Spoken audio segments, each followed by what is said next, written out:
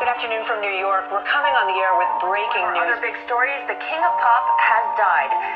Diana, Princess of Wales, has been killed in a car accident. Kurt Cobain, the leader of one of rock's most gifted and promising bands, Nirvana, is dead, and this is the story as we know it so far. Hey guys, welcome back to Dead Famous Pod, where we delve into what really happened to our stars allegedly.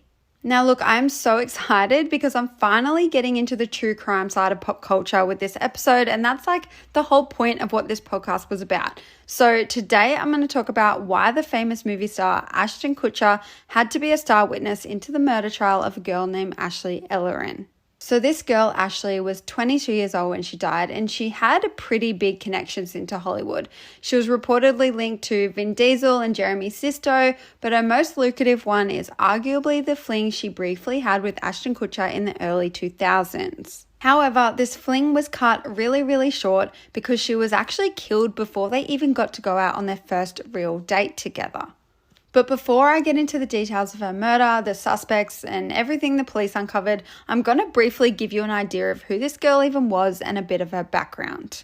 So Ashley Ellerin was born in 1979 in New Jersey apparently, but by high school she and her family moved to Los Altos in California in the San Francisco Bay Area. So Los Altos is a small little town. It's a sunny little place of roughly 30,000 people. So she really didn't grow up in a big city or anything like that. She even just went to the local high school, but she did have pretty big dreams because once she graduated, she transferred to Los Angeles and went to the Fashion Institute of Design and Merchandising to pursue a career in fashion. While studying here, she lived on a street called Pinehurst Road, which is like smack bang in the middle of Hollywood Heights, and they're all fairly decent houses with like proper gates and stuff to block off the houses from the street. Anyway, according to a book written by her childhood friend Carolyn Mernick, Ashley was working a makeup counter by day and stripping in Las Vegas by night to try and make ends meet. Now, I'm not from America, so I don't really know where these places are, but I'm guessing this was a stretch because I really don't think she'd be going all the way to Las Vegas every single night, but you know, you get the point. Some sources indicate she was the life of the party, and at the infamous trial, her friend Chris Duran said that she was, quote, fun and spontaneous. So, you know, all of a sudden she's gone from being a pretty small town girl now to living this like pretty hectic lifestyle. Carolyn wrote that Ashley dabbled in crystal meth and would even become, quote, involved with older men who she got to pay her bills, but some other sources deny these allegations, so just take that as you will. What we do know for sure, though, is that during this time, she met a few people with connections into the Hollywood world. And as I said before, she dated some pretty high-status actors.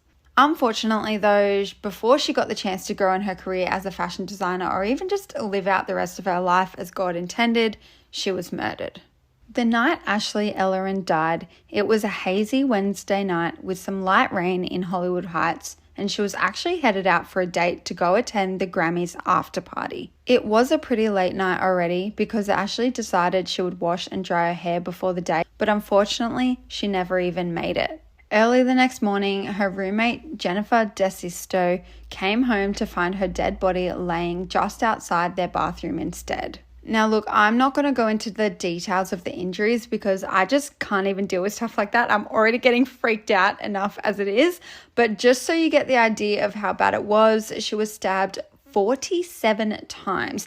And it was such a gruesome scene that Jennifer even ran out of the house hysterically crying, like even before she called the cops. You can look up the injuries on Google or whatever if you want, but yeah, it was really brutal. Also, I cannot blame Jennifer. Like, if I was her, I would probably do the exact same thing in that situation, to be honest. Anyway, so yeah, Jennifer was terrified that the guy was still in the house and was just a bit of a mess, but the cops came pretty quickly to the house and closed it off as a crime scene.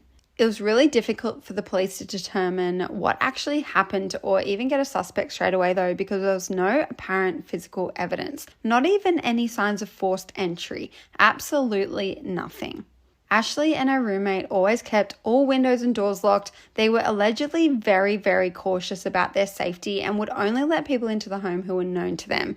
So with that and the fact that she was stabbed so many times and in such a brutal way, pretty much told the cops that whoever did this was known to Ashley, and whoever did this was furious. Because of the lack of DNA left at the crime scene, no forced entry, and basically nothing to go off, the police decided to, quote, start with the victim and work backwards to find her associations. It was no easy feat though. Throughout her adult life, Ashley got quite a bit of attention from men because she was quite the looker and just had a whole heap of friends. There's no doubt she was a beautiful girl, so who can blame her for kind of dabbling in the dating scene for a bit? Like, she was young and living her life to the fullest, why not? But this just made it a little confusing for the police to narrow in on a suspect straight away. At the time of her death, there were a couple of guys that were completely besotted and smitten with her. One of the guys is Ashton Kutcher, another is a man named Michael, and the last one is a dude that I'm not actually going to mention the name, but I'll tell you that he was her property manager at the time of her death. And these are the three men I want to focus in on today. Now look, these guys were not exactly obvious suspects to the police or anything like that, so I'm just going to refer to them as witnesses for the purpose of this podcast episode and not to mislead anyone to false narratives. Let's start with witness number 1, the property manager. So this guy was an aspiring actor while he was working as Ashley's property manager at the time of her death. He would also come by and help her out with little repairs around the house and stuff like that.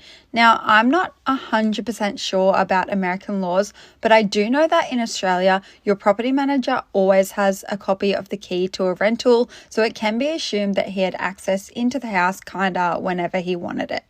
And remember, there were no signs of forced entry, so that would explain that part of the crime.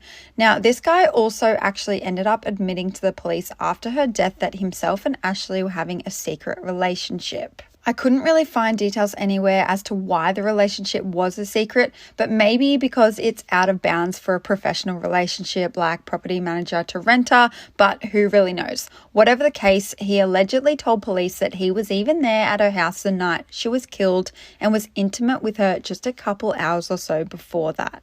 He told them that he left her house around 8:15 p.m. just before she was about to hop in the shower, which kind of lines up with a call that she had later at 8:24 p.m. where she told Ashton Kutcher on the phone that she had just gotten out of the shower. So that all makes sense. The defendant's lawyer in the trial even tried to argue that this guy should be considered as a suspect, with jealousy being the motive here, and the court even allegedly heard that he had a fresh scratch on his right forearm that couldn't be explained. Now, I know I didn't tell you the details of the injury, but they showed that she did try to fight back during the course of the struggle. Detectives reportedly talked to Ashley's roommate about this guy, and she apparently said that this guy had a, quote, dark side. I know what you're thinking, this seems shady as fuck, but the police actually ruled him out as a suspect pretty quickly because of how cooperative he was with them from the get-go, and he was also able to prove apparently that he left her house around 8:15 p.m. It was also discovered through forensic analysis reports that she was killed after this time, somewhere between 8:30 and 10:30 p.m, so yeah, he was actually let off the hook pretty fast. So I guess this takes us to our next star witness, Mr. Ashton Kutcher. If for some reason you don't know him, Ashton Kutcher is a pretty big movie star. He's acted in some movies and shows such as Dude, Where's My Car, That 70s Show, and he's been in a lot of rom-coms with pretty big actresses as well, like Cameron Diaz, Brittany Murphy, Natalie Portman, Hilary Duff. He's also even now married to Mila Kunis and was previously married to Demi Moore, so you get it, he's major. Also, low-key jealous that he's kissed some of the hottest women in the world. But anyway, off track. Quickly notice that in this instance, I'm going to go off the E! News report from the transcript of the murder trial at Los Angeles Superior Court on 29th of May, 2019. So Ashton says that he met Ashley Ellerin roughly 2 months before she died when she was dating a friend of his. Flash forward to 2 weeks before her murder, and Ashton attended her housewarming party where she told him he was newly single and so was he. He then asked her if she would want to maybe go out sometime, and I guess she agreed because Ashton says they made loose plans to go out for a casual dinner and drinks and just see where it goes kind of thing. On the night of their date, Ashton rang Ashley to tell her he was running late, but she really didn't care. She had just gotten out of the shower and still needed time to dry her hair, so she was actually keen on a bit more time so she could get ready. Now, the details for the next couple hours are a little hazy. Some reports say Ashton didn't want to come off too strong, so he didn't call her again to see when she would be ready. But by 10 p.m, I guess he figured that maybe enough time had passed and tried to ring her again. She didn't answer, so he says that he eventually thought he should go to her place and just see what's happening, like if the date was still on or what. He arrived at her place between 10:30 and 10:45 p.m. and noticed the security gate was open and all the lights in the house were on, so he decided to walk up to the door and try his luck.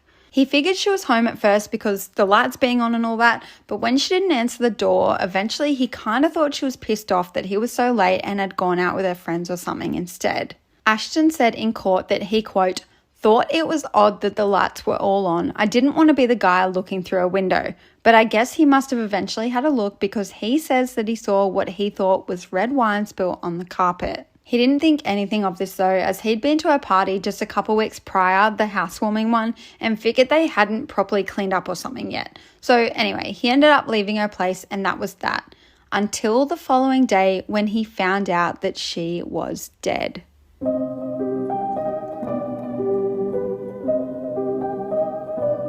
Ashton started freaking the fuck out, as you would, and actually called the police to tell them this because he was so scared that his fingerprints would be on her front door and he would become a suspect or something. Luckily though, this was written off pretty quickly by police because a neighbour of Ashley's testified that he heard 2 screams coming from her house, like women's screams, at about 8:30 p.m, which was just after Ashton's call to her at 8:24 p.m, when they discussed that he was going to be late. Now, Ashton and detectives kind of realised that the red wine stain that he saw on the carpet probably was actually blood, so she must have already been dead when Ashton got there.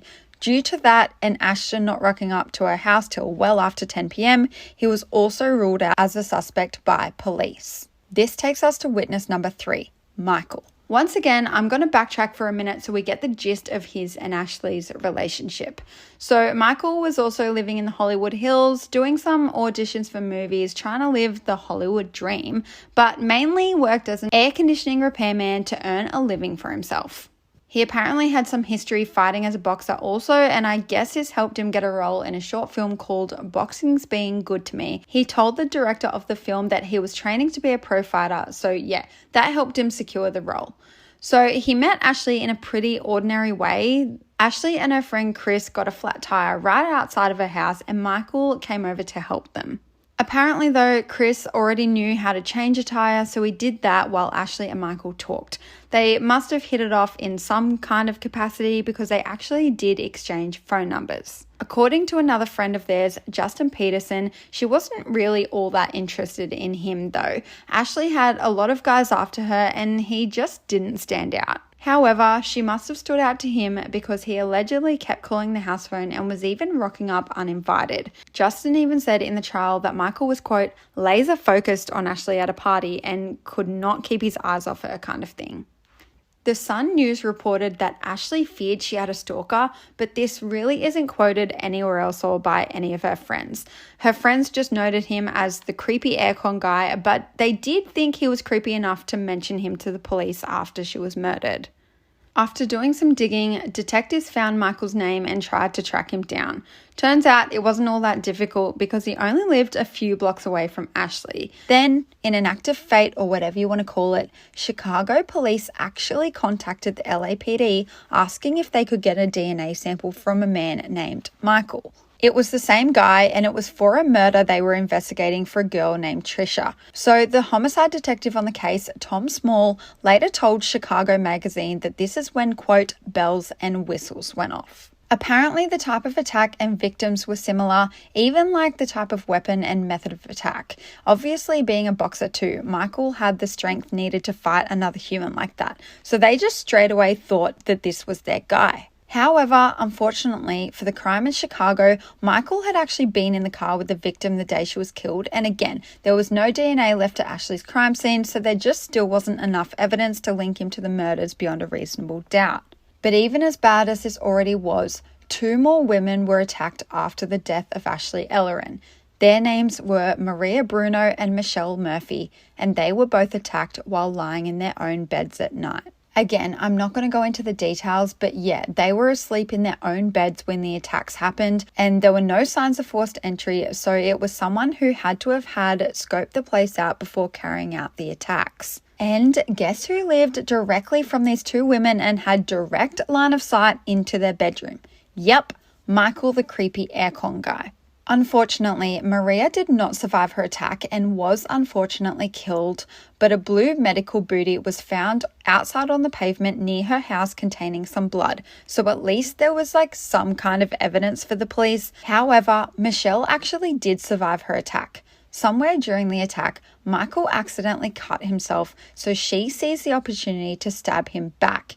It must have been a really bad injury because it was enough to get him to even run out of her house. He allegedly said, "I'm sorry" to her before running out of the room and leaving a trail of blood, which obviously meant police could get some DNA, and also Michelle was then able to identify him. He allegedly said, "I'm sorry" to her before running out of the room, leaving a trail of blood, which obviously meant that police could get some DNA finally, and also Michelle was able to identify him. After searching Michael's home, the police found the second blue booty in his apartment, which would finally give the detectives the gold nugget they needed to arrest this guy. However, it took another 3 years for Michael to be linked to the murder of Trisha, but how it was uncovered is pretty bloody wild. So Michael turned out to be a pretty notorious serial killer and was labelled as the Hollywood Ripper by the media. In 2011, the TV channel CBS was showing an episode about him, and 2 men actually recognised him. Apparently, when Michael was working as a bouncer in LA, he asked 2 of his colleagues if they had ever killed anyone, and he bragged that he had allegedly killed someone and said, quote, "Yeah, I buried the bitch. I left the bitch on the steps for dead." Considering he worked this job straight after moving from Chicago and Trisha was killed outside her home on her front doorsteps, the timelines and the story really added up. These 2 men testified in court, and I guess the rest is history. But do you guys also remember Ashley's friend Justin Peterson, who I mentioned before? He actually told a story to CBS that Michael allegedly once rocked up to his house at 3 a.m. saying he couldn't go home because the FBI was waiting for him to collect DNA samples regarding a murder in Chicago. Justin thought this was weird at the time and questioned what he had to hide, but just played it off that he was an oddball sort of guy because apparently Michael talked quite a lot of shit. Michael's former best friend also testified in court that he would allegedly study forensics. He says Michael would go online and find out whatever he could, and also prosecutors said that Michael allegedly studied a book that taught you how to kill with a knife. So Michael was eventually found guilty at the trial and was sentenced to death on 16th of July 2021, while he apparently showed no visible reaction to this sentencing at all.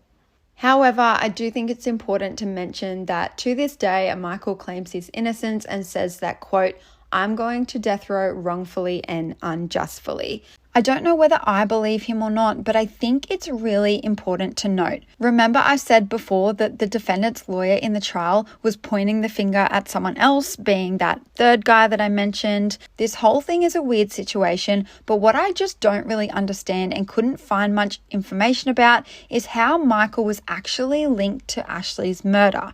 I don't know what I believe, but I would love to hear your thoughts. If you DM me at DeadFamousPod on Instagram, tell me what you think. Do you think the police got the right guy, or do you think maybe the defendant's lawyer was right? Or was it someone else entirely? We just don't know, but let me know your thoughts. Anyway, I'll shut up now, so please subscribe. Just hit the little bell button. And if not, I do have a TikTok page you can go follow if you want to, and I just tell shorter stories there. So the next episode will be out in a fortnight, and I will talk to you then.